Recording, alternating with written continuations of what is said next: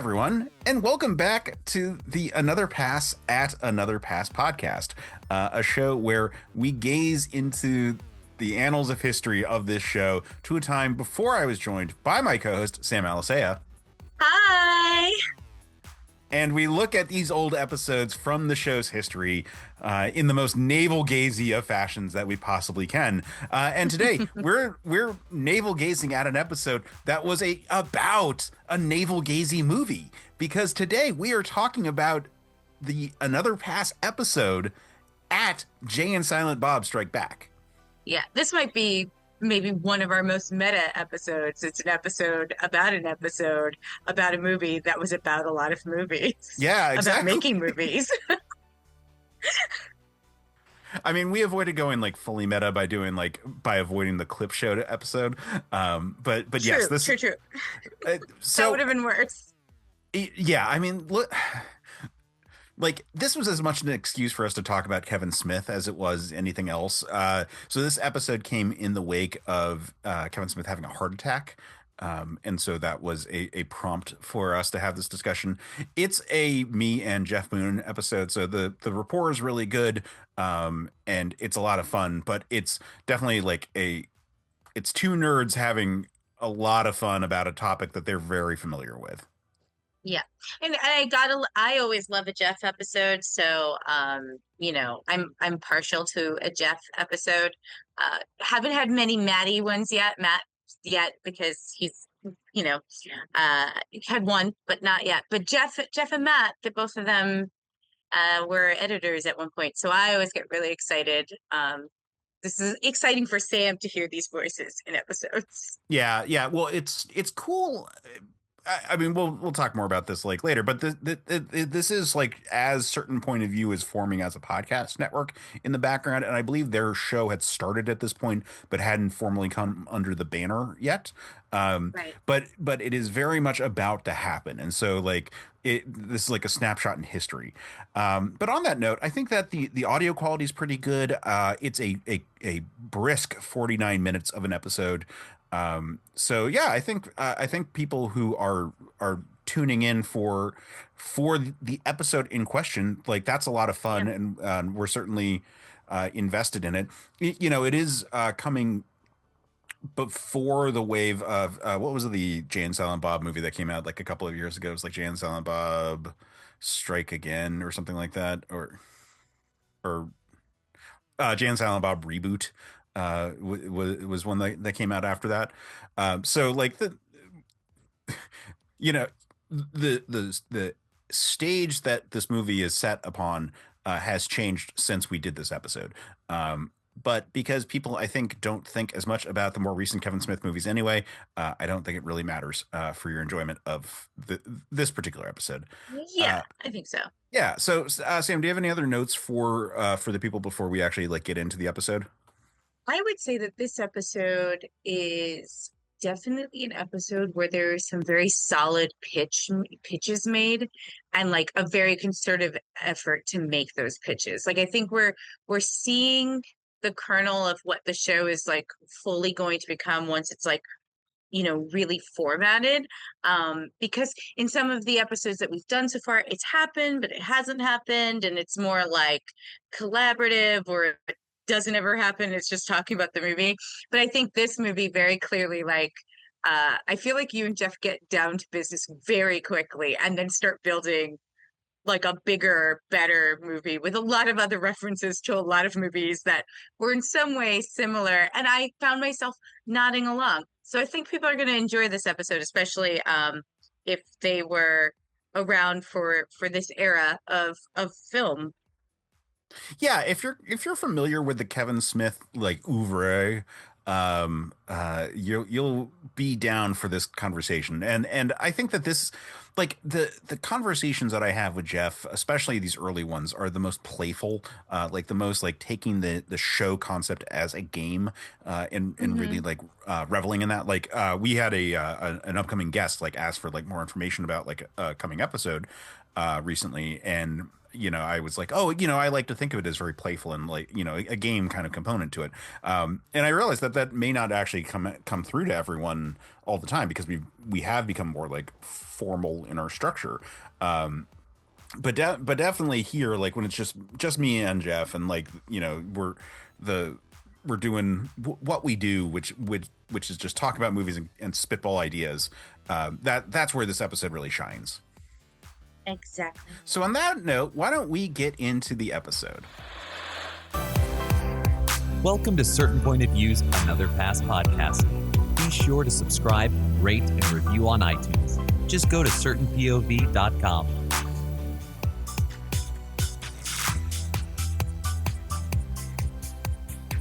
Thank you for tuning in to Another Pass podcast. I'm Case Aiken, and today I'm joined by Geoff Moonen. Hello, everybody. Thanks for coming back on, Jeff. I'm psyched to do our first episode of the new year together. Always a pleasure to be joining you on this. Yes.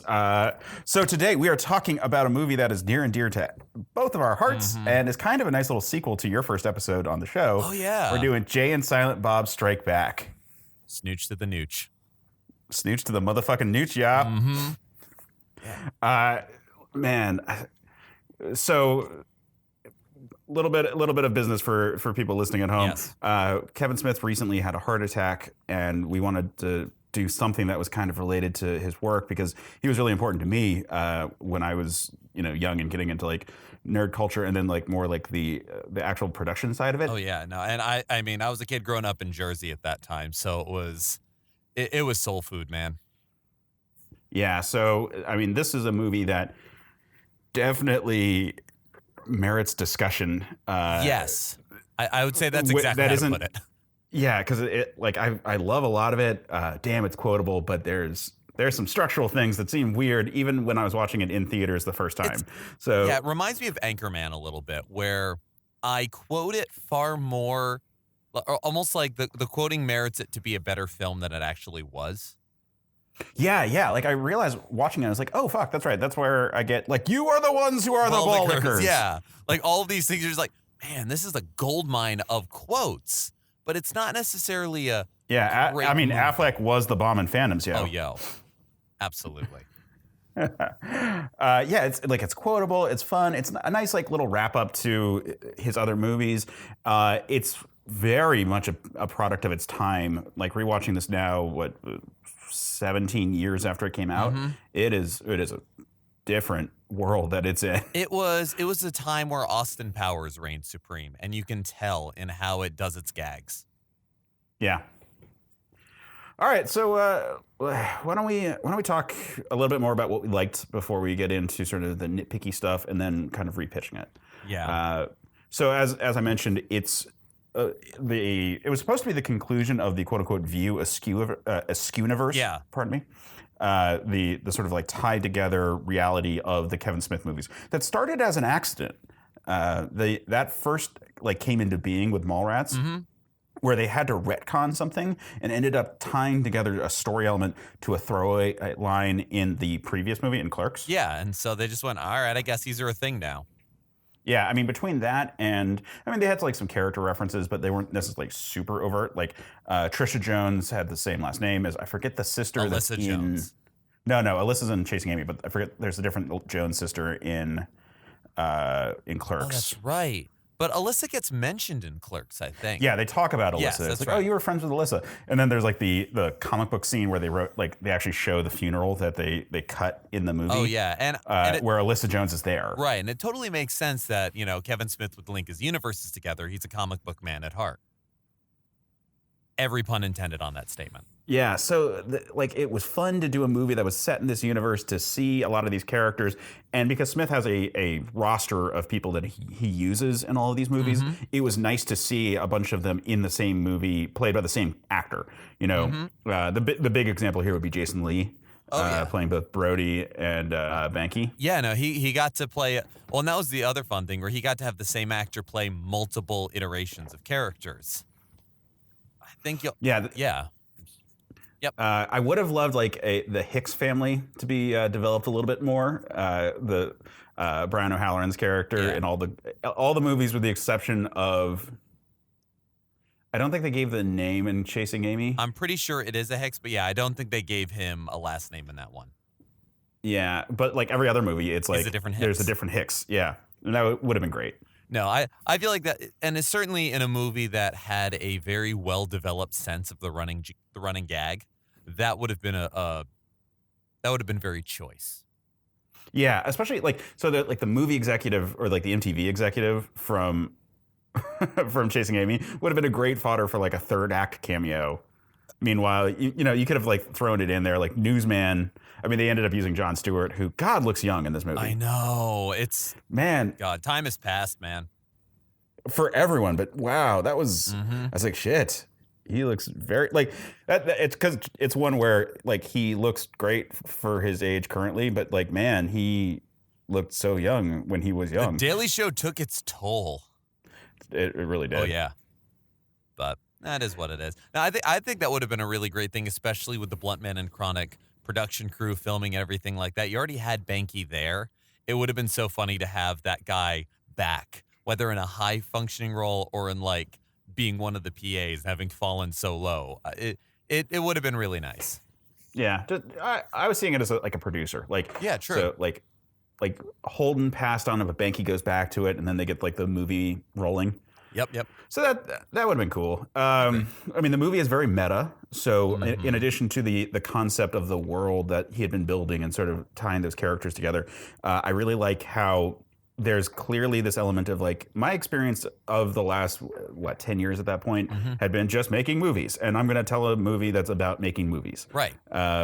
Dealing with internet trolls, especially in this nascent era when this movie was made, ahead of its time, and then the cathartic scene at the end where they're just going around beating up all the people on the internet. Yeah, which, like, on the one hand, it's sort of like, oh, come on, man, you can do better than that. Like, you don't have to like beat up all of your detractors. But on the other hand, it's like, oh, but you also like you're filming this scene right now, and it is sort of fun just to be like, oh yeah, we're just gonna go out and we're gonna beat them all up every now and again, like because. I mean, you and I have both watched so many Kevin Smith, like Evening with Kevin Smith, interviews, whatever else, because we're huge nerds. And there's so many things where he's like, well, I had this idea to do this absolutely over-the-top thing, or a producer made me try to do this. If you ever want to hear a funny story, ladies and gentlemen, look up the story of what a producer wanted to make him do with a pussy troll in Clerks 2. But, yeah. But it is cathartic. And it is almost exactly, it's like, no, that is Jay and Silent Bob right there. Yeah, like this is the movie where like Kevin Smith was just like, I'm just making a big in joke for all of my fans, and then we're going to move on with our lives. And then he didn't really do that, but that's what he thought he was doing here. That's what he's trying to do. Yeah, so it's a lot of fun in that regard. If you were invested in the previous movies, it's a great choice. The Kevin Smith movies were ones where the commentary tracks were almost as enjoyable as the movie itself. Oh, goodness, yes. Because usually lots of like good stories and jokes, and had a lot of the actors sort of like spitballing with each other. So those were all fun. Mm-hmm. So that like you knew that this movie was going to have a lot of that. Yeah, and ultimately it did. Like, and it was a product of the early DVD era. And so it's kind of an interesting thing to see that looking at it as a singular film, I don't know, but looking at it as like the ultimate pop-up video, bonus feature, crossover, everything else. I think when we were first talking about doing this episode, this is always my like one-line review of it. It's the greatest disc 2 of some other movie ever made. Yes. I mean, that's when you first said that, I was like, that is the best description I've ever heard of this movie. It feels like that Good Morning Ron Burgundy like second disc from Anchorman. Yes, it does. And I feel like that kind of ties well into like my actual pitch for the movie, which we'll get into in a moment. But yeah, like the movie is such a big inside joke that it just assumes you know a lot about Kevin Smith movies, or at least you've seen a few of them. Right. And unlike say like The Avengers, where it all builds up to that movie and like it's effectively a sequel to all the ones before. Mm-hmm. This one is just sort of like, yeah, we're going to do a victory lap right now. We're just having fun, right? Everyone's just goofing off, and that kind of like ease shows through in the film, which does it a lot of favors. Yeah, like this is a movie where Everyone is relaxed to be there. It seems like a good time. I know that there's some behind the scenes stuff that we'll talk about in a moment, but you know, you get some interesting cameos. You get all like the Kevin Smith mainstays, but then you've got like back to back like heartstring cameos for me with George Carlin, and then immediately Carrie Fisher. Oh, that's right. Yeah. You've got some interesting choices for like larger ish roles like Shannon Elizabeth and Eliza Dushku. They're all fine. Joe I think some of them showed up in that movie. Oh yeah, Yeah, he was the pizza guy. that's right. Like it. Oh wow, It was Kevin Smith like bringing in all the people he's worked with in his old movies that he had a great time with, and it's like, hey, let's have some fun. Other people who are just like, yeah, let's do this. Yeah. Jeff, have you ever read the comics that he published between Clerks and this movie coming out? They had Chasing Dogma, which was the Jay and Silent Bob story that told it told that all connects sorts of those little two. things. Yeah, it's how he got his Snoogans hat, and I read it. Okay, I'll be straight up with this. I never owned it. I totally read that at my local brick and mortar comic book shop when I was in college. That's fine. Yeah, so it's been years. There was that, and that's the one that they reference the most in this movie because they actually do the Suzanne story from that comic here. It's true. Which is a weird one only because they had been like, oh, everything's in continuity.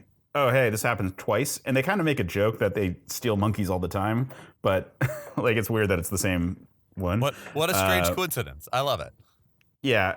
I mean, I'm fine with it too, but like it's just like, oh, okay, cool. Right. And hey, when I first saw the film, that was when I was watching Mallrats ad nauseum.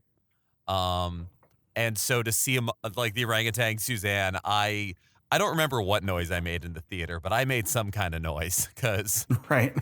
Payoff.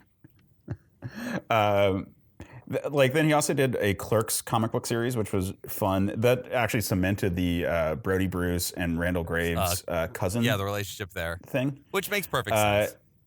And he also did actually a Blunt Man and Chronic book. Yes, he did. So those are all like sort of properties that are ancillary that were out there. They also did the cartoon at this point, which is definitely not in continuity. But it is not in continuity, but it lives in my heart. Exactly. Just so hard. It's a great show. It was the greatest 6-episode cartoon I've ever seen. Fooly Cooly what? Clerks cartoon. Yeah, I threw that gauntlet. What? He's got a big back catalog. He created a universe. Yeah, he has this very large palette to work with in this movie. And a lot of the fans were devoted enough to be looking for those things. So that's all really good. I understand that apparently Jason Mewes, when they were making this movie, was trying to get off drugs and as a result was drinking a lot. Yes. And was apparently very difficult to work with. And that made some of the things of making this movie more difficult. From Dogma onwards, it was a journey. Yeah, I mean, like, it's weird that this movie follows Dogma in a certain sense, where Jay was starting to have these problems, and they decided to, like, the Kevin Smith movies have this sort of, like, arc of Jay and Silent Bob's popularity. Like, they're minor characters in Clerks, they're much bigger characters in Mallrats, they're only a cameo in Chasing Amy, and then they're very big characters in Dogma, and then they get their own movie. Yeah, it was a big buildup, and well, the funny thing about all of it, the thing that really sticks out to me about Jay and Silent Bob Strike Back is there's this, because of the fact that he was able to bring in all of those people he worked with, and he had this sort of like the fan base that you could have somebody show up for half a scene or for a moment, like, oh my God, I know who that is. It reminds me of classic film. Of back in the like studio, like the Paramount days when, actors would belong to a studio and make movies for them and then, like come out every year and they would be able to do those ridiculous things where, you'd shoot a big canteen scene where you've got like Peter Lorre and all sorts of other actors and everything else all crossing over with each other, whether they're playing characters, playing themselves, or doing both. They're able to just do that ridiculous thing. And so they could do the same thing in Jay and Silent Bob because the fans were going to follow it. And then even bringing it to Miramax. I And was about to bringing say, it to Miramax Hollywood. kind of makes it that studio system right there. Like, Yeah. all of these guys were like close with Miramax and Harvey Weinstein. Yeah. Which, Yeah. well. Yep. This movie is really weird to look at from the perspective of a 2018 human. Yes, it is. And thank goodness Kevin Smith took the stance that he did after all of that came to light. It allows me to continue to enjoy these movies. Yeah, I feel like he was always just kind of the dope, just sort of rolling with it. And he was like not like in a bad way, but yeah, he kind of was just like, oh man, could he have done more? Could he have been whatever? Yes, but that's hindsight 2020. Like, he was excited to be making these movies, and he's always excited to be doing whatever project he's doing, and he works with the knowledge he has. So yeah. he's always been a favorite of mine for so many reasons, and that is among them. Although, now that I say this, it is kind of weird to think about they have the code for when Affleck kills a hooker. Oh my God, that's right. Which kind of feels like the sort of Hollywood, we got to cover up this kind of shit talk anyway. Yeah, so that's weird. I wasn't thinking about that until just now, but... Yeah, well, because there's also that thing of like, okay, yeah, we all know Hollywood. Oh, you can get away with anything. There's like the joke version of it, and then it suddenly gets very real. Like, you can make that joke because I don't think Affleck's ever killed a hooker. And if he has, Kevin Smith certainly doesn't know about it because he's not the guy who would do that. Yep. God, I hope so. Oh, shit. That's a weird one. I mean, he at least knows the jokes is the weird part there. Yeah. Other weird ones. So I was thinking about this when you get towards the end with Chris Rock having his cameo. Mm-hmm. He is, I mean, it's kind of an awkward scene in general. Like, Rock is sort of playing out this very like blaxploitation-y kind of like overly militant black director. Mm-hmm. But from the perspective of someone who just saw Black Panther, it is weird where it's just like, oh, I'm taking this art form back. I'm doing all these things. Like, is that another white boy in this movie? And it's weird to think that there aren't more people in this movie. Like, it is not a racially diverse cast. It is almost exclusively white. It's almost exclusively white dudes. Yeah, I mean, they get a few more girls in it as a result of the like the like diamond thieves characters, Yeah. like that. You mean the spy suit cat girl? Oh yeah, it's not for good everything. representation like, by any stretch of the imagination. No, but there's no. at least more girls in it than the usual. Like more than the usual Kevin Smith fare in terms of major characters. Yeah, it's probably the highest count of female leads in Kevin Smith's filmography up to that point. It's in just because the cast is so big. Yes, exactly. But and again, that's one of those things where you sit there and you go, man, that didn't bother me at all at the time. Now I'm looking back on it, man. Yeah.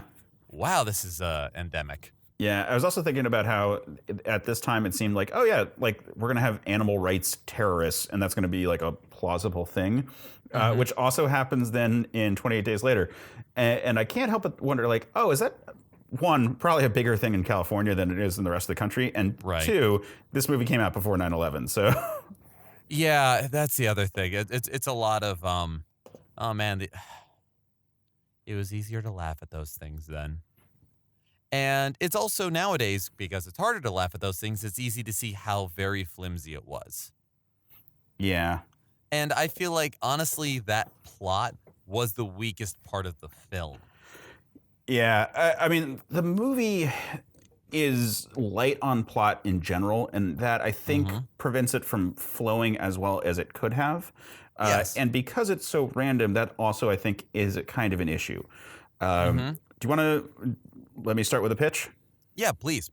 So every time I think about this movie, I feel like this is the movie that was like a prototype towards a much more successful later movie in the same kind of stoner genre, which is Harold and Kumar Go to White Castle. Yes. I feel like that's a movie where you get these two background characters being Rosencrantz and Guildenstern to other people's stoner comedies, which we know is kind of the vibe that Jay and Silent Bob were supposed to be. Smith has said basically that about the characters in the past and wanted to do things like that. And he's made references to Rosencrantz and Guildenstern are dead. He directly talks about it in Chasing Amy at one point. So we know that that's sort of the vibe that he was going for with this movie. What would have been nice is if the movie felt a little bit more like that, like where you felt like stories where they interact with people continue on in a different direction rather than just being like, oh, we're just NPCs waiting for you to come by and get the quest log. Yeah. Which would be more complicated, but would have been interesting to do. And the way that I think you could make it all work really well is restructure the movie so it's framed around the theft of Suzanne. Okay. Open the movie with them walking in the desert and arriving at that diner that the cops eventually show up at with Suzanne, and have that be your direct nod to Mallrats, because that was a story that they wanted to throw in there. Yeah, cool. That's a story for another day. Exactly. They always talked about that one. They clearly wanted to do it in some capacity twice. So do that story and have them explain how they got there up until that point. Yeah. And then what you can do is you can have these sort of like tangential stories where they bump into someone else's movie, and you can make it a little more surreal because it's also, Jay telling the story. Well, I was about to say, you could have just as many moments of like, oh, wait, no, that's not how it happened. I fucked up. Right, exactly. Exactly. You could do both Jay telling the story wrong and realizing it, and also Jay just telling the story wrong and moving on. Yeah. Like you can do that, and you can also cut some of these transitions, because that's sort of where the movie feels a little weird. Where, yeah, if I was telling you the story, I'd say, oh yeah, I went and talked to Holden, and then I ended up over like talking to Banky, and then I like you could bounce around like that. Yeah. But the movie, as it is sort of an awkward, or does an awkward job of moving them from part A to part B. So you, by them telling the story, you can cut any transition that you don't have a solid fix on right then and there. So that would have been kind of a cool thing to do for that sort of structural point. I think that because Kevin Smith tends to write movies about what he's going through in his life, this wouldn't be something where, because you could do a gritty movie like about, or like not gritty, but like a more grounded movie about Jay and Silent Bob, but I don't think that's what Kevin Smith would have made at that time. And I don't think that suits Jay and Silent Bob by any stretch. Well, I mean, like I was thinking, the script for Pineapple Express was floating around at this point. Oh yeah. It was notoriously took a long time to actually get made. That's true. Yeah. You could take Pineapple Express and strip the characters down and make them Jay and Silent Bob, and it would actually work pretty well. They would make for a pretty ridiculous heist. That could even be their origin story. Oh my God, yeah. So that would have worked fairly well as a movie about Jay and Silent Bob, but I don't think that's what Kevin Smith would have made at that time. But I do think he would have made something kind of like Harold and Kumar, to the point where in the comic Chasing Dogma, at one point they go to a porn set, and while they're working there, the director is Neil Patrick Harris. That's right. So they straight up could have made Harold and Kumar go to White Castle just with two white dudes. You said that, now that entire comic scene is like popped up perfectly in my head. Yeah. And side note, that movie that has two things going for that scene as well. In addition to Neil Patrick Harris, it shows Kevin Smith is really fascinated with movie making and really likes to do that. This also would be a prelude to him doing Zack and Miri Make a Porno. Make a Porno, that's right. Which, by the way, Jason Mewes was fantastic in that. Yes, he was great in that. Although I think he could have just been Jay. It's true. I think you can go back and forth on whether or not it was worth making him Jay or not. It also would have been great if there was a throwaway line where he was like posing as Lester the Molester cock and stuff. Like he really was Jay, and that was his porn name. Why would you hide that? And he just gets so caught up in it. Yeah. But regardless. But like this was supposed to be that swan song, and so Kevin Smith likes to do stories about what he's going through. So he wrote Clerks while he was working as a clerk. He wrote Mallrats when he was getting Mallrats probably is like a weirder one because it was like, all right, I'm going to do a dive back into my like love of growing up in suburbia. And I'm being told to make a smart Porky's. But then his experience working on Mallrats is the fuel for Chasing Amy, where he talks about the difference between his first book, quote unquote, and his second book, which is Jay and Silent Bob Strike, or rather, which is Blunt Man and Chronic. And at what point do you lose ownership of what you've made? Right. And he talks about creative process. Now, so he uses comic books instead of movie making, but it's very clearly that structure. Dogma is him getting through his issues from before, but that's also an earlier script he wrote that he updated. Yeah, he dropped Dogma on the credits of Clerks. Yeah. That was supposed to be the next one. So that's him going through his like Catholic issues. And then this movie is him dealing with like the characters that are Jay and Silent Bob and trying to like appease the fans and have this sort of like big like we're all friends here kind of like celebration of movie making. And then his next movies are him doing things that are kind of in the vein of like, oh, these are the things going on. Like Zack and Miri Make a Porno, I think is a really good movie as a discussion of what it was like to make Clerks. And they just use a porno as sort of like a vehicle to make it a little bit more logical from the in world, like, oh, we can actually make some money on this movie. Yeah, and make it a little absurd on top of it. Right, and like titillating and put all these elements in there. Because there ain't no such thing as free titties. Is there, Zach? That is probably, bar none, my favorite quote from that movie. There's a lot of things I love from Zack and Miri Make a Porno, but I think just... There ain't no such thing as free titties. Is there, Zach? That and just talking about being Oprah rich. Yes. Yes. Yeah, so yeah, that's it right there. Anyway. But it's important to talk about these movies around Jay and Silent Bob Strike Back because it is, in a lot of ways, it is a film of transition on so many levels. Yeah, it's a movie that only exists because of other movies. And it's... Yeah, and something that I get at with like that old studio system that it kind of inadvertently or intentionally did, actually an older film that I think it would have done very well to lean towards was Blues Brothers, where you have a far-reaching destination and the greatest obstacle on the way is yourself as you piss off everybody. And at the very end, you've just got every last element of the film chasing you down as you try to get to this very simple goal that should not have been a big deal. Yeah, I can see that. And also, considering this comes off of Dogma, they literally could be driven by God. Yeah. There's any amount of that they could have done. They really could have been on a mission from God in their own way.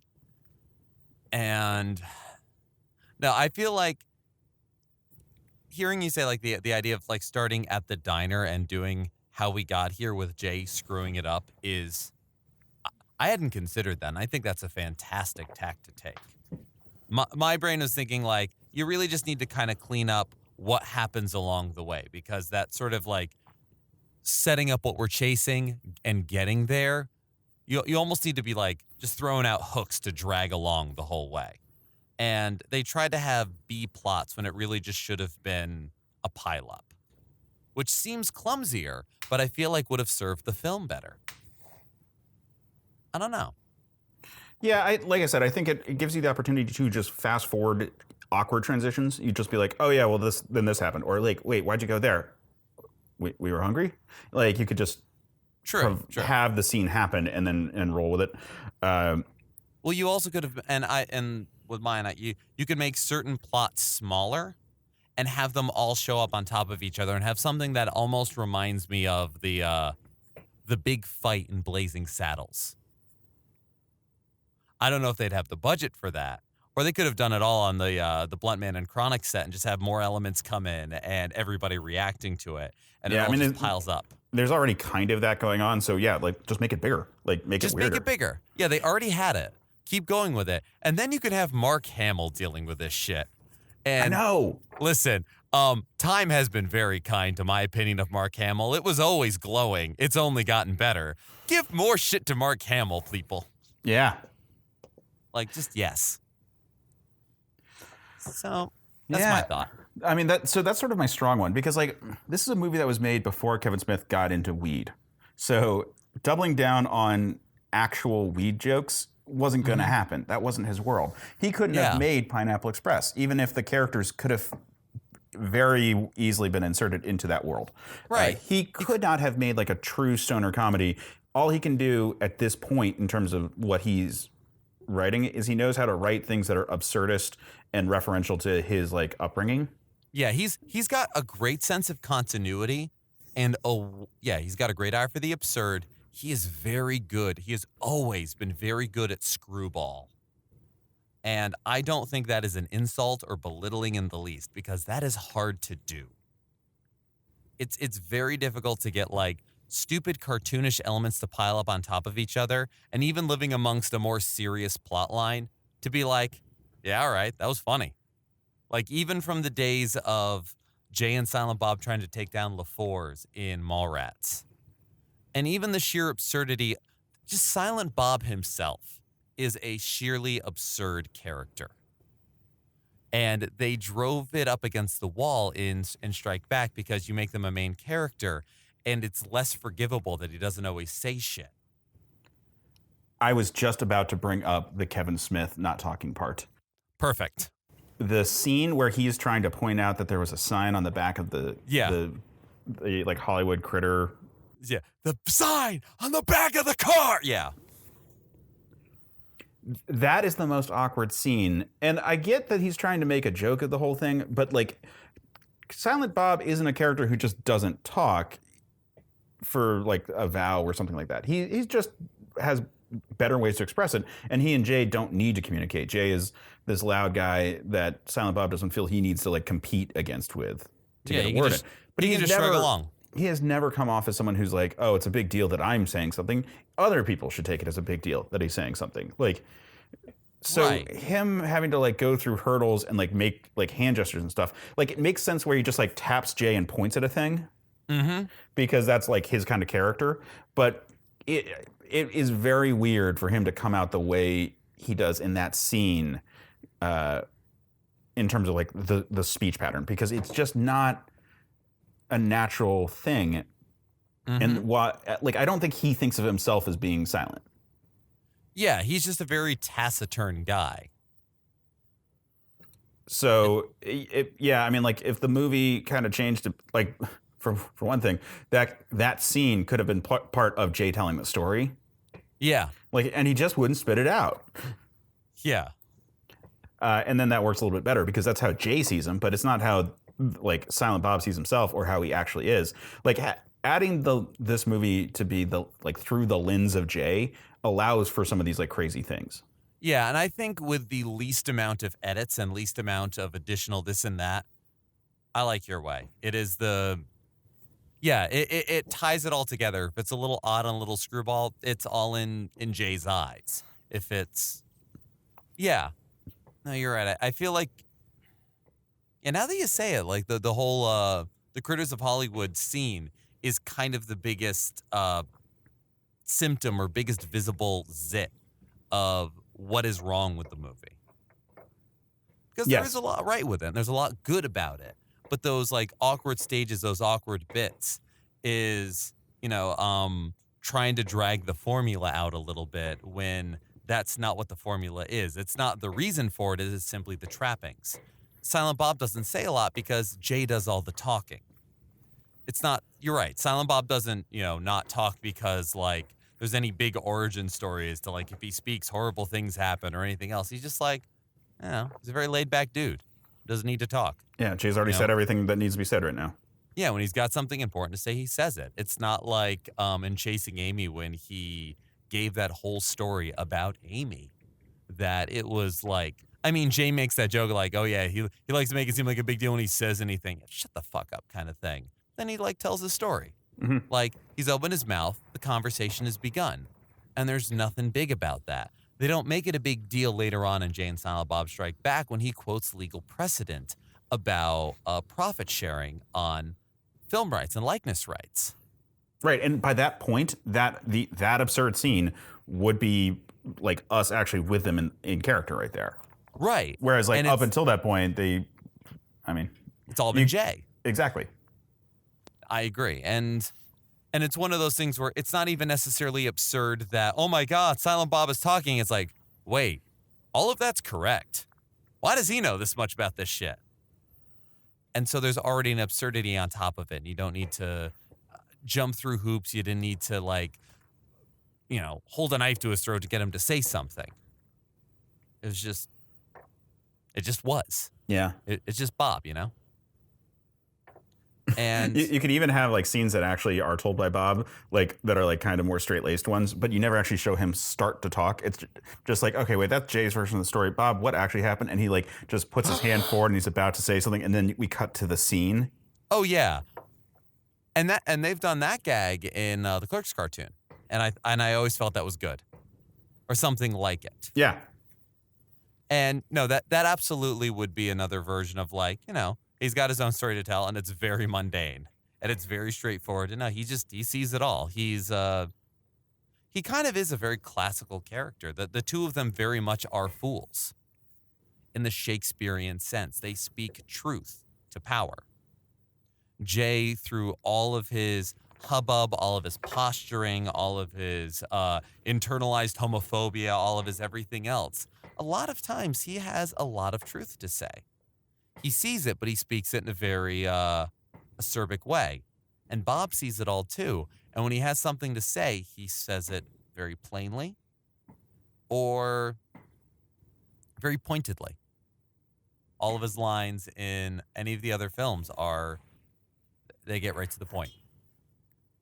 And it's very interesting. Like, yeah, Rosencrantz and Guildenstern are dead is something we've been bringing up here. And that's absolutely it. It's I mean, they weren't the fools of Hamlet, but it's sort of like now we focus on these bizarre characters as they tell the truth one way or the other. And I'm coming around to your side of this. I think, yeah, having it from Jay's perspective up till the standoff is pretty,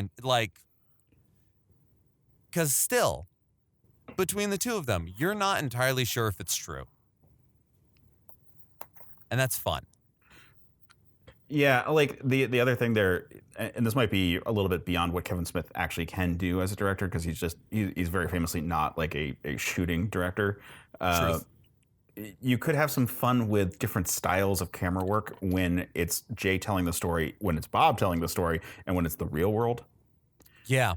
I don't know what that necessarily would be. There's a part of me that's like, well, what if Bob's version of the story is the black and white scenes? Because you have to have some of those. True. I feel like Bob's scenes would be the least amount of camera moving ever. I remember seeing... Or the camera moves, but it's always a one take. Yeah, it's like a oneer, and that's it. Yeah, like I remember seeing Kevin Smith do a Q&A back at the first Comic-Con I went to back in, 2010? Something like that. And that was back when there was rumors of him making the Green Hornet film, before that had ever come out. And he was just like, yeah, I mean, like, I'm great to have on the script. I'll write all kinds of crazy stuff. I'll write comic-style things. But, you want me to shoot the movie, it would just be, Green Hornet and Kato leaning against the car, having a cigarette, being like, so what'd you do over the weekend? Oh, no, I just went out to the club, acted the fool. Oh, yeah, no shit. Oh, my God. And they go off screen, and you hear a huge fight scene happen. You just hear it. They come back, light up another cigarette. Oh, yeah, so how'd the club go? Oh, yeah, no, you won't believe this shit. And that would be the movie. And I almost think of that as how Silent Bob's version goes. It's true, but it's also oddly limited. Like, I guess you're right, but I didn't see anything. And yeah, Jay's would be a little more, I don't want to say frantic, but a little more quick cut, a little more at a faster pace or at a more frantic editing speed. Yeah. Which is really just something, that would be more of a thing in editing than in the filming. Because Jay should tell a story, and then they should just be at the next thing. Yes. Like, it's not like, oh, then we walked down the room and I was saying something to Bob while we walked, and then we arrived at the place. It should just be like you should probably go talk to Holden, and then they're just talking to Holden. And it's like, I'm sorry, but you need to be going to Hollywood or getting to Hollywood then, and then they are on the bus or trying to get on the bus. Yeah, exactly. The entire sequence of stealing Suzanne would just be the most absurdly short thing.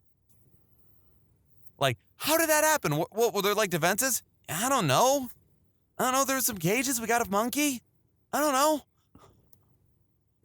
And just there they are. They got the monkey. It's got a hoodie on, and we're good to go. Yeah.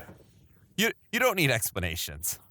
Yeah, and then you can also actually have the girls tell their side of the story if you want to reveal that they were diamond thieves in the movie, earlier in the movie than at the climax. The way that the movie now currently does, so that you have maybe Shannon Elizabeth is the one recounting some of the stuff just to fill in the blanks, so that it's not oh, how does Jay know this story or this part of the story if he wasn't there? Yeah. I mean, and you don't even necessarily need to have a side-by-side telling the stories. You could have Jay telling the story up to where they are. They get there. the Diamond Thieves show back up for all sorts of reasons. And it's just like, but wait, I thought you were a bunch of animal activists. Oh my God, you stoner fucking dumbass. Yeah.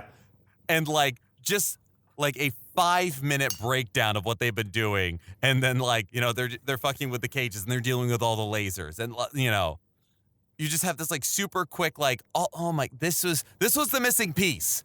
Ugh, kind of thing. Yeah.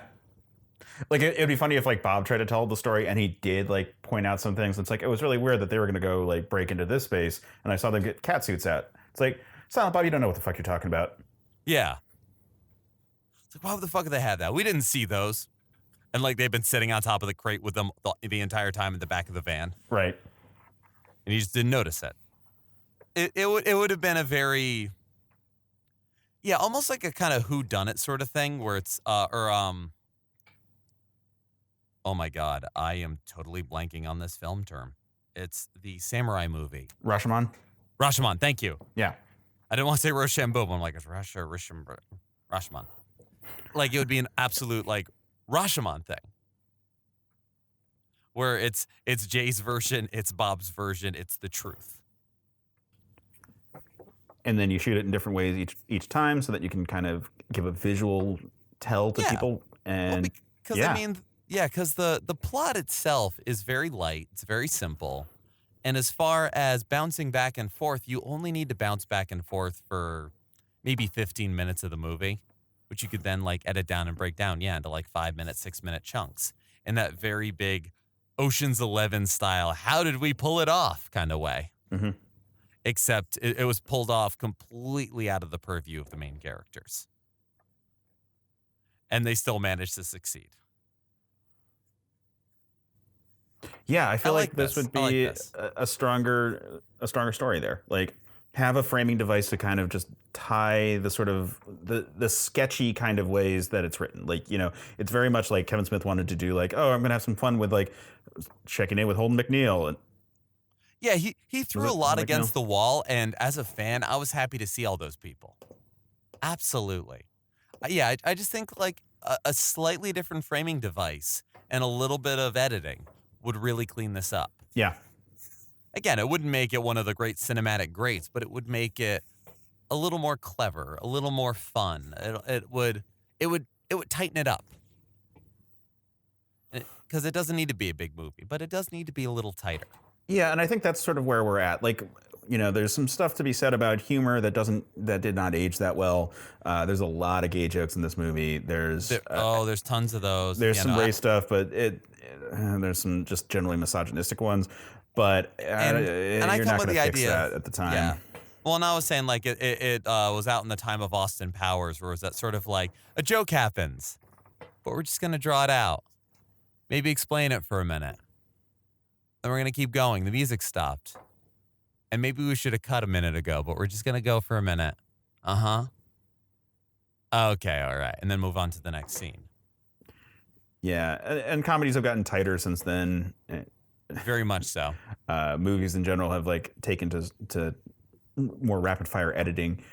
Just generally everything is faster in media than it was at this time. Yeah, no, the pace has picked up. Yeah, and especially for a movie like this, where it's like this broad comedy. You know, like if it worked fine for Chasing Amy, which is like more dramatic, like dealing with our feelings kind of movie, and those a more static shot kind of framework works fine. Like it doesn't look particularly dated in a way that this one feels much more so. Well, and Chasing Amy has a little bit of like that Romeo and Juliet idea, where it starts off as a raunchy comedy and then kind of becomes a dramatic romance. Yeah. And that also does it a lot of favors. Now, there is an endless level of discourse about representation and everything else in there, and I am not even going to strike the match head on that one because we'll be here for the next 3 hours. Yeah. But it does it a lot more favors, whereas just having a straight up broad romp in Jay and Silent Bob Strike Back, yeah, there's a lot of good in it, and it is very feel good, but it hasn't aged well. Yeah. I'd say that's my big conclusion. Yeah, and there's no way that we can make it more progressive than it would be, but we do think we could, if providing some sort of structure to sort of make the flow work a little better and provide just a little bit more of a drive to the actual scenes, like tie in with Mallrats, open with them or like walking, do the reverse shot of them walking away in the desert, like show them coming from wherever they like walking towards the camera at the opening with Suzanne, with the orangutan, arrive at the diner, sit down, like have them meet someone. It could be any of the myriad of Kevin Smith characters. Oh yeah, I mean honestly, if they could have gotten the permission or whatever to open the movie with Suzanne, that would send it so over the top on reference level. Yeah, and then all these characters could sort of, or like you could have someone there who's like asking questions about it, and then it's kind of Forrest Gump, but it's Forrest Gump in a great way. Right, which, again, the film has got a lot of pedigree in terms of what it references and why. Referencing Forrest Gump, but using the most New Jersey of mediums, the diner, is perfect. Like, absolutely. And because there, again, you can excuse and have so many people coming in and talking and this and that, and you got these just two over-the-top motherfuckers with an orangutan. Mm-hmm. And they're telling this ridiculous story. Just everything comes to a halt. And then it's almost like Clerks where nobody's getting served. And you almost have like, hey, can I get another cup of coffee? Shh. They keep the story going. A new framing device is really all it needs. It's a simple maneuver and a lot more just editing and some ADR, maybe a couple extra shots in the diner. But other than that, yeah, you're good to go. Yeah. Simple, elegant. I like it. Well, I'm glad that we could kind of meet as two minds on this one. It's like I said, it's a movie that it's hard not to enjoy it. Like we're Kevin Smith nerds, so we were always going to be there for it in some capacity. I loved it coming out, but even when I walked out the first time, I was like, it was really weird, like how Silent Bob had to force himself to be silent now that he's a main character. Yeah, it definitely showed some threads. It showed some incongruous stuff, but yeah, I definitely walked out of it with a smile on my face over a decade ago, and it was really fun revisiting it again in preparation for this episode. Likewise, I'm sorry to hear about Smith. That the fact that was sort of the driving force for us doing this one in particular right now. A speedy recovery to Mr. Smith. Yeah, hopefully. I definitely need to go deep on some of his more recent stuff with tongue firmly in cheek as I watch it, but still. I feel bad for not watching like Tusk and stuff like.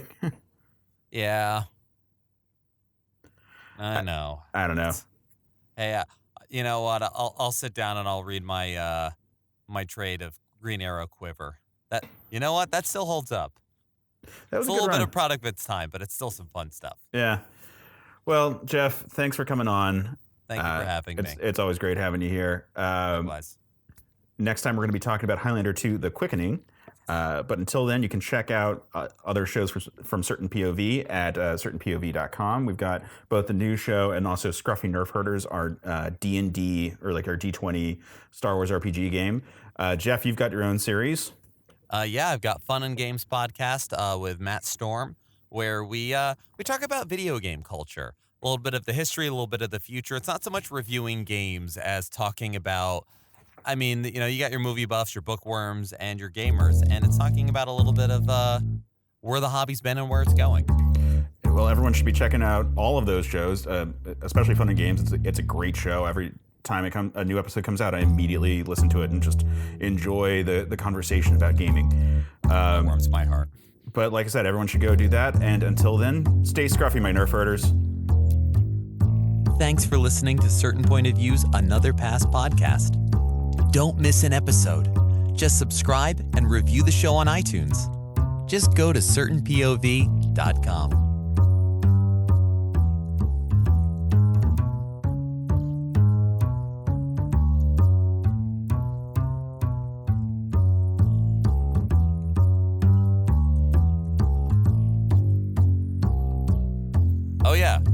Fuck, fuck, fuck. Mother, motherfuck, mother, motherfuck, fuck, motherfuck, motherfuck, noise, noise, noise. 1, 2, 1, 2, 3, 4. Noise, noise, noise. Smoking weed. Doing coke, drinking beers, beers. Rolling fatty, smoking blunts. Who smokes the blunts? We smoke the blunts. Rolling blunts and smoking.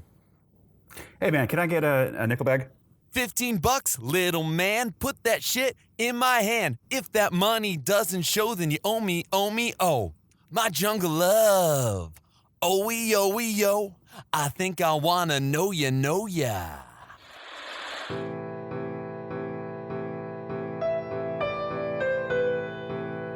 Are you tired of watching your beloved characters being tortured by careless authors? Are you sick of feeling like they could have swapped out all of the painful action and the plot would remain untouched? Subscribe to Books That Burn, the fortnightly book review podcast focusing on fictional depictions of trauma. We assume that the characters' reactions are reasonable and focus on how badly or well they were served by their authors. Join us for our minor character spotlights, main character discussions, and favorite non-traumatic things in the dark books we love. Find us on Spotify, iTunes, Google Play, or wherever you get your podcasts.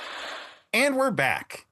All right, Sam. So when we do these conversations about past episodes of the show, we have two things that we want to talk about, generally speaking, which is that we want to talk about the episode and our thoughts on it as a show. And then we want to get your thoughts on the movie, since you didn't have a chance to participate in the conversation, since this is before you became a co-host of the show. Right. So where would you like to start first? Well, I guess I'll start where you guys start, in the fact that, my relationship with this film is just like you both. I really was a fan of Kevin Smith films. I watched a lot of them. And this movie was, I love Dogma a lot. Like, that was one of my favorite of his. But this movie is exactly as you said. It's very quotable, very, like, lots of good lines. There's a lot in here that is definitely not for today's kind of like where we sit in humor, and there is some punching down stuff, and like you said, lots of gay jokes and some weird racial stuff. Yeah, and it's not mean-spirited, but it is there, and it's there. Yeah. It walks this like weird line that, like, it almost feels like it uses Chris Rock to like have permission to have that weird line, especially because there's not a lot of people of color in this film. Having said that, it's still like there's still like really great moments of this film, and I think a lot of films, from when we were younger, even younger than when this film came out, kind of have those moments where you're like, ooh, that's not appropriate anymore. I really loved the Clerks cartoon, like really, really, really. That was actually one of my favorite things. I actually still own that on DVD. Yeah, it makes me smile every time I listen to this episode and we bring up the Clerks cartoon, because the Clerks cartoon was so good. It was so good. It was so funny. It was great. So Leonardo. And I, so I think in general, this movie definitely was just a fun movie, and it does feel like a movie where they were just like, these are all the ideas we have, and I want to get as many of my friends to come down. And if you're familiar with that particular, the Kevin Smith universe, multiverse, then you're going to enjoy seeing the cameos for sure. So yeah, I guess I feel a lot like you and Geoff already felt about this film. Well, that's good. I found myself nodding a lot, like during this episode, and being like, yeah. Like, even when you brought up the Harold and Kumar thing, I was like, yes. And then There's just I do I want to just think clarify one thing about the Harold and Kumar thing in the episode. yeah. So Mhm. I say that they could have done Harold and Kumar, but with two white boys at one point or something thereabouts. Yeah. And like, I'm not saying that that would have made a better movie than Harold and Kumar. I'm saying that that would have made a better movie than Jay and Silent Bob Strike Back. Right. For the record, I think that Harold and Kumar, the racial politics of Harold and Kumar, Go to White Castle, are a really interesting thing and part about that movie. And like, that movie Hmm. is a classic for a reason. Um, I'm just noting that there are a lot of interesting structural things, including like the Neil Patrick Harris of it all, Yeah. that are not outside of the realm of possibilities of what could have been included in this movie, based on the fact that there's a comic book series that already this movie quite literally apes some of the story arcs from.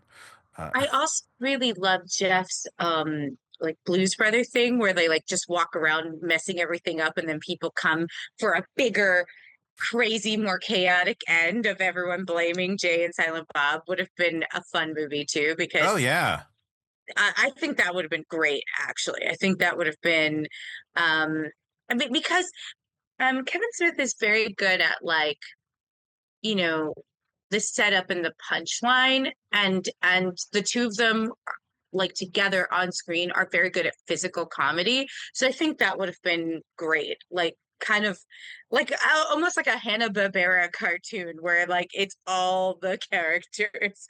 I don't know if you remember this, but they used to do like they used to bring all of their characters in to do like a crazy world race.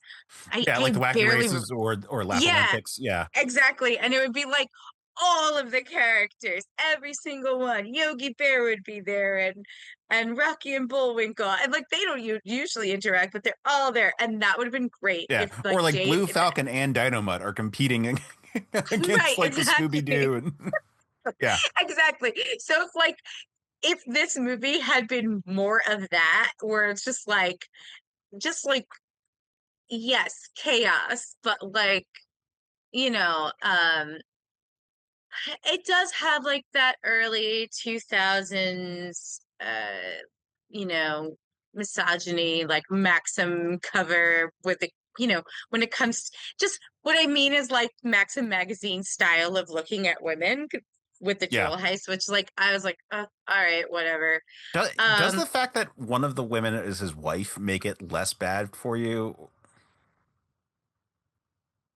a little. I'm gonna be honest. When I was watching it when I was younger, it did make it a little less bad, but it's still bad. Like, you know what I mean? Like, it's still because this is all we're getting. Like, we're not getting a lot of ladies in these films.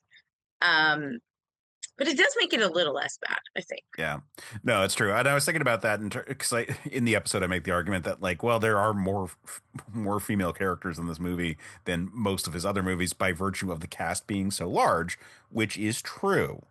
Um, Mm-hmm. but like, I was also thinking about this where it's just like, yeah, there's an equal ish. It's probably actually more of like a 2 to 1, maybe 3 to 1 ratio of like male actors like reprising the roles to female actors, but certainly, regardless of the number of cameos that occur, the male roles are larger. You know, like Ben Affleck has Yeah. much meatier parts than Joey Lauren Adams does in this movie Mm-hmm. by a long shot, and so the fact that both like that, yeah, oh, okay.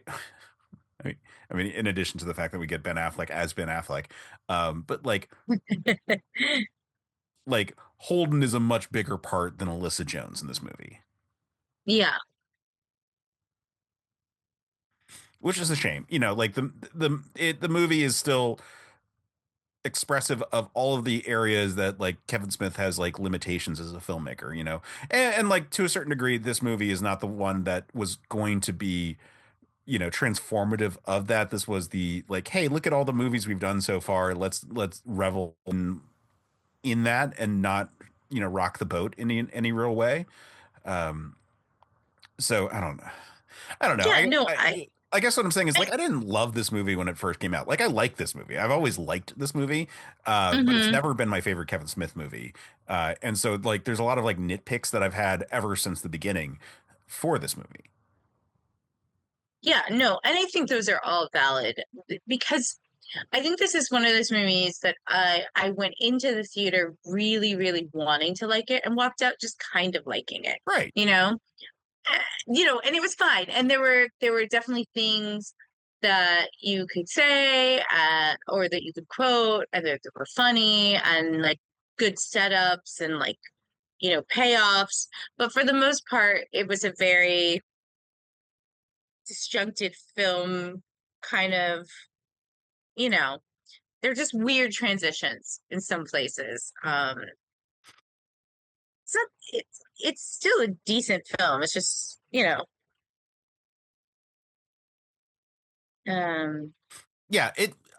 like we note that this is the spiritual successor to Mallrats, in terms of this being the episode that Geoff comes on, and his first episode was Mallrats, and we wanted to talk about Kevin Smith, and so this was our first time getting a chance to talk about Kevin Smith again.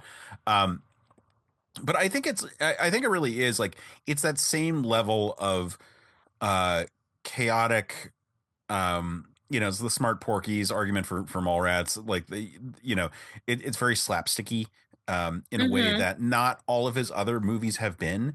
Um, and it's certainly the cartoon that Kevin Smith wanted to make about Jay and Silent Bob. This is where his humor was at. This is not too far after doing Clerks the cartoon anyway, and the next time he would be touching his toes into the Askewniverse would be Clerks 2, which is certainly a more cartoony Clerks than Clerks 1. Um, like the View Askewniverse has shifted in tone a whole bunch of times, but by the time he's doing Jay and Silent Bob Strike Back, he's got a goofy outtake on it. Yeah. I just sort of think how he's sort of like looking at this like world that he's sort of like positioned, and to do this fan servicey sort of like you know tour of the world that he has created at this point. It was, in his estimation, going to be a screwball comedy just by virtue of the nature of the world. Like, yeah, sure, he could have done a more serious like Chasing Amy style like Yeah. scenario, but like, is that the movie that he wanted to make? No. Is it the movie that most of his fans were like kind of in there for? No. Like that, like we Yeah. talk about it in the episode, but like we do need to emphasize like this is definitely the kind of movie that like someone who has like a lot of like internet fans makes. Yeah, for sure. And this is, Jeff also said this, this is the era where like Austin Powers was huge, like this is the era of like some really slapstick, sticky, stupid comedies that reference the movie before kind of comedies, because that's what Austin Powers ended up being, really.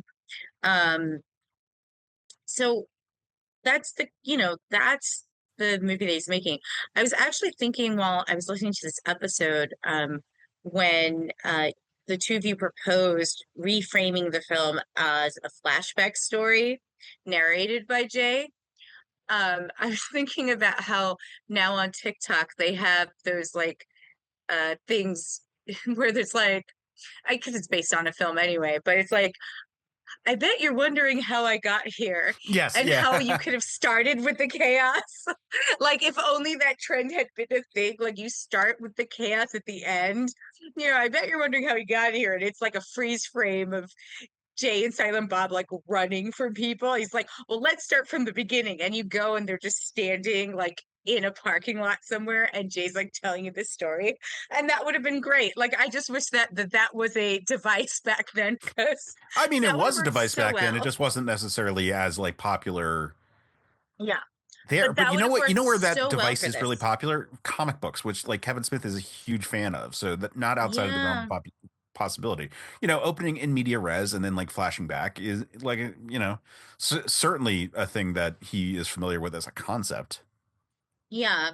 I think that would have been pretty darn funny. And just as you were saying it, I was like thinking about it. I was like, yeah, because the thing is that they are two characters that are prone to chaos.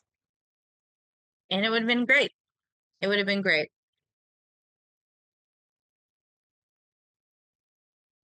I really Yeah. liked that proposal. Well, thank you. I felt really good about it. This is the kind of movie where there were like a lot of like little areas to like tweak, as opposed to, necessarily huge swaths of it, because like the whole concept of like, well, we're gonna do the Suzanne nod, and we're gonna do, callbacks to Chasing Amy, and callbacks to Mallrats, and callbacks to everything else that we've done with Jay and Silent Bob at this point. That is why we're here. So what order we jumble the scenes in isn't, doesn't really matter. So I feel like the pitch, like we start making suggestions before we get to pitch territory in this episode. Yeah. And I feel like the pitch itself is sort of the biggest swing out of it all, but it's still all very like playful as an episode goes, and very non-specific, because like most of it is still like, well, yeah, the scenes are generally good. It's just not like structured very well. There's a lot of and thens going on, as opposed to and thus Right. kind of things. So it's just like it's a mid movie from a franchise that we like, and we've got a lot of thoughts about, that was easy to make small suggestions for, and even the biggest suggestions that we make aren't wildly like saying that he needs to like from scratch like rewrite the movie. It's just like making the diner scene a little bit more important, and having like the flashback elements in there. Yeah. I don't know. Like I said, I feel pretty good about this all, but it also doesn't feel like the one that I'm like super proud of, because it's not very complicated. I was thinking about like the pitches from the perspective of like elegance as a category to judge them by. Mainly because I've been doing these like D&D judging competitions, and like the criteria are like, it's like, how strong is the build, like how good is your story, and then like how elegant, like how well do you like put together the various elements of it all. And I think about that with like our pitches, where it's like, okay, well, how good is the pitch, but Right. then like how like seamlessly do we weave the details of it all, like how much do we make it seem like it would be like, like how creative of a deal is it, versus how realistic of a deal of it is it, and all those kind of elements to it. Like it's interesting here, where it's like, well, it's not really a big swing, so it's very possible, but it also doesn't feel like I should be patted on the back too much for it, because it's not like wildly different. It's just like nitpicking as an episode goes. Right. You know. If you had to choose between just having like Jay's unreliable narrative completely, like let's say we're going to go with that, or doing like a lot of different perspectives, like having someone interrupt and be like, no, that's not how I went. What would you do now, do you think? I would just have Jay nonstop ramble and not have anyone interrupt him. Mm-hmm. Because that like maybe imply that he's getting hit a couple of times by Silent Bob, but not actually have Silent Bob like interrupt him, and because Jay just doesn't shut up.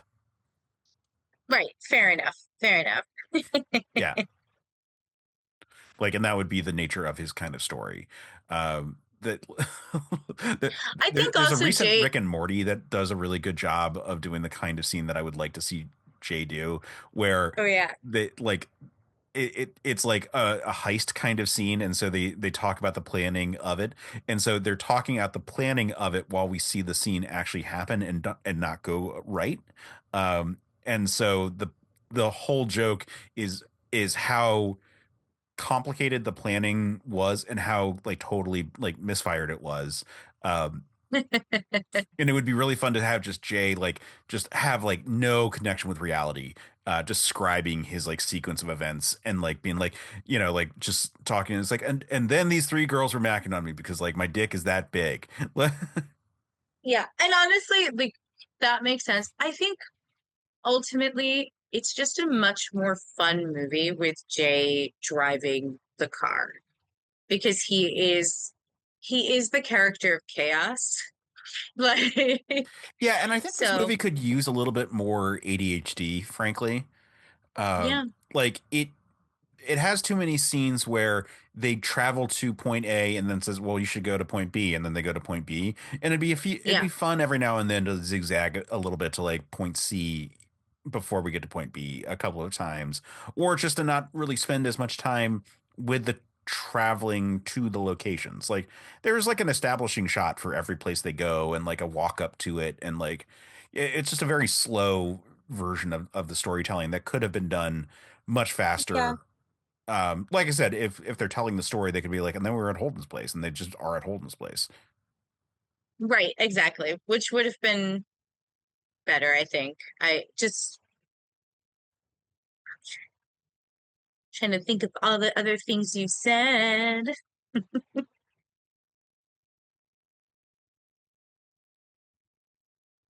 I will say this episode did make me want to go back and rewatch Zach and Miri make a porno. I don't Hmm. know if there's necessarily another pass episode out of it, but I think that I liked that movie when it came out, and I would like to revisit it and think more about it because I think Kevin Smith has taken some swings that didn't go very well, and now he's sort of like doing his own thing, and not making a huge cultural impact. And I thought Zack and Miri was like an attempt at doing like something like kind of out there. I could see that. Yeah. It just made me want to watch Clerks the cartoon again. That also true. Well, so on that note, I don't have that much more to say about this episode unless you do. No, I don't. I think that the episode wonderfully covers everything, and I actually agree with all of your takes. I actually was as I was listening to the episode, I was like, yeah, all of these could work. That could fix everything. I don't know if I have anything else to add, really. It's one of the few movies that I kind of was just like, no, I think we all agree. Yeah, because it was like a lot of just like little like we said like little nitpicking. So it's just like, oh yeah, fix this thing, this thing, then this thing, this thing, and like we kind of got all the nits by the end of the episode. Right, yeah. Cool. Well, on that note, we have some housekeeping to do, as we do for these episodes. This one is coming out a little bit late. That is on us for not getting this recorded that quickly, but I'm going to try and not have it impact the release of the next like full episode of Another Pass. Hmm. So this is going to drop over the weekend, and then the following Friday, the next episode of Another Pass is coming out. So on that note, the last episode of Another Pass that dropped was Godzilla King of the Monsters 2019 that we recorded with Nick Wolf. Which wow, listening to that episode, I was like, we were so ahead on recording at one point because I think this was like September or October that we recorded it. Oh, Uh, wow. like because we were trying to record it over the summer because that was the one that we had to reschedule because you were sick that night. Um, Right, yeah. and so like it was like I remember I was at the beach initially supposed to record the first time. Um, and so I want to say that was like August.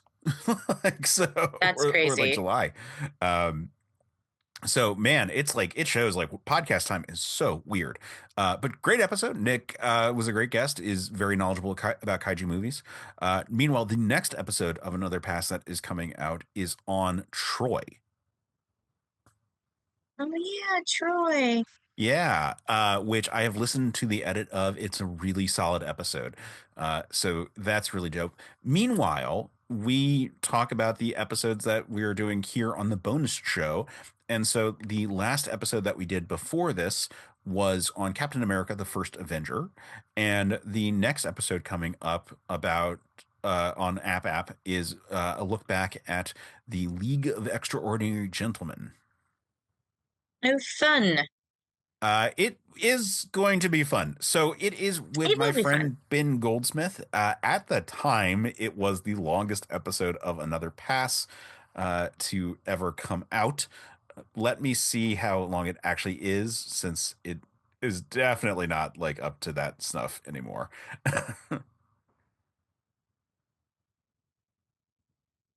I'm just curious. Yeah, it's under 2 hours. So I'm shocked. I'm shocked that this was a long episode. Shocked that you, Case, would have so much to say yeah, about so this movie. about an I Alan am Moore property. Yeah, I know. I'm shocked. As are all of our listeners. I am sure. Absolutely shocked. I am 100% sure. But on that's what happens here with the bonus episodes. We get a chance to be frank about the fact that Case can be kind of long winded and and speak gibberish about comic book related material. Yeah, so those are what's coming up on that front.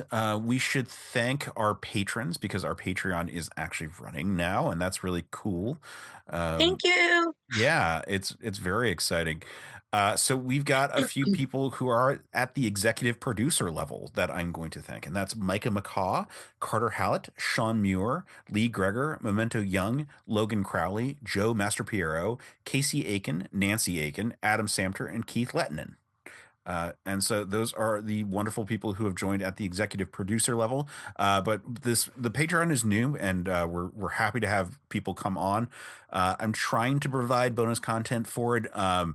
As it goes, I'm going to develop more stuff, but currently it has been a bunch of essays and and our appreciation for people being participants in making the certain POV media family grow. So yeah, those are the big things there. Um, Sam, where can people find you and follow you outside of this show? They can find me at the Discord that we have. Yes, And yes, then, they can. yes, they can.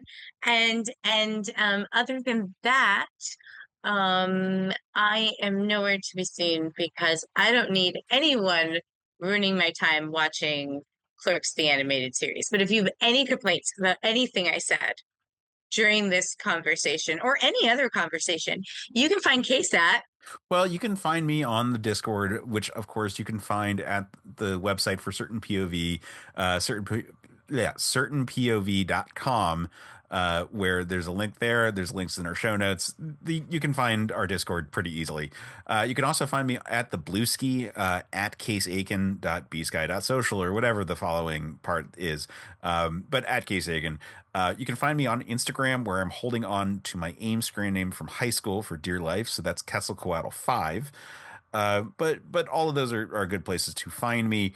And yeah, we've got some cool episodes coming up. We appreciate you listening to this one. And until next time, pass it on. All right, Josue, let's go through our new Comic Day stack. We have a lot to review. I know. Maybe we've gone too far. Well, let's see. Marvel, of course. DC. I Got Image, Dark Horse, Black Mask, Boom, IDW. Aftershock, Vault, of course, Mad Cave, Oni, Valiant, Scout. Magma, Behemoth. Wow, that's a lot.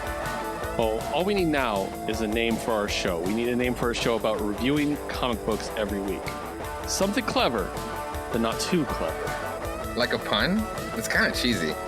Yeah, it's something that seems funny at first, but we might regret later on as an impulsive decision a few dozen episodes in. Yeah, we'll think of something. Join Keith and Josue for We Have Issues, a weekly show reviewing almost every new comic released each week. Available on Geek Elite Media and wherever you listen to your podcasts. Snoot to the Nooch, motherfuckers.